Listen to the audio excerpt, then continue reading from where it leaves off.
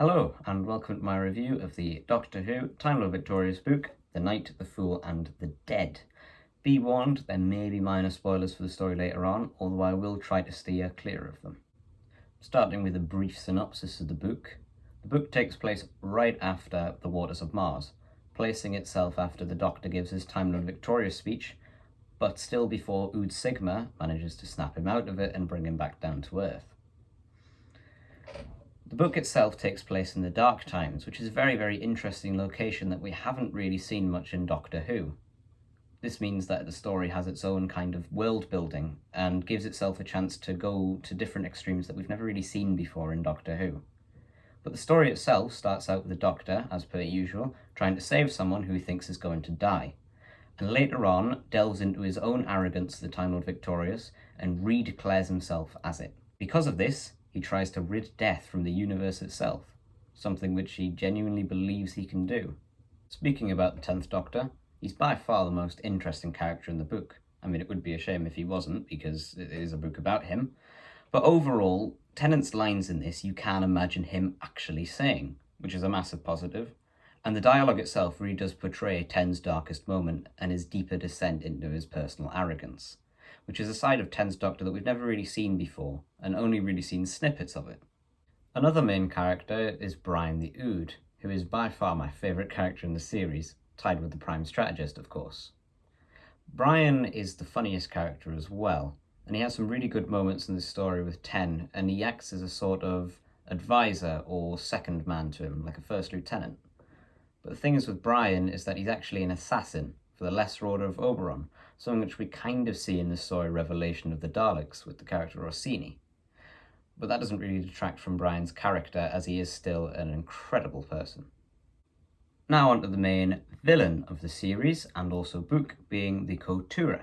I say villain because really from our perspective, or an outside perspective, the Kotturuh aren't really villains. In fact, they're just serving their purpose and doing their job, which is to bring death to the universe.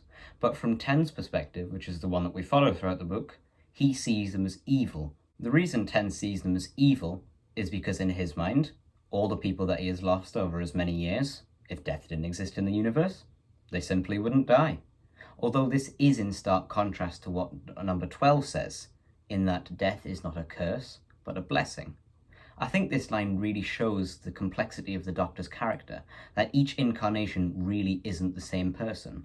They really get more into detail on this with the book All Flesh is Grass, which I will be doing a review on eventually. But more on the Kotturuh. Their purpose in the Dark Times was to give death to the universe, and judge each species individually by somehow psychically looking into the species' minds. They did this in the prologue, and also throughout the story. They also, on their home planet, had some kind of clock system that could tell them exactly when they need to judge this, although you will read about that in the book. The Kotturuh as a whole are a very interesting species, as them having the power to give death isn't explained, but it's something that you could just kind of roll with without needing an explanation, which I think is quite good. I say give death to the universe because in the Dark Times, every single species is essentially immortal. What I mean by that is that they can't die of natural causes, but still can die of accidents. So on each planet there are still a couple of graves, but they only inhabit a small space, no bigger than somebody's house. To finish off, we'll talk about the book itself. Now the front cover, as seen here, is a very, very nice front cover.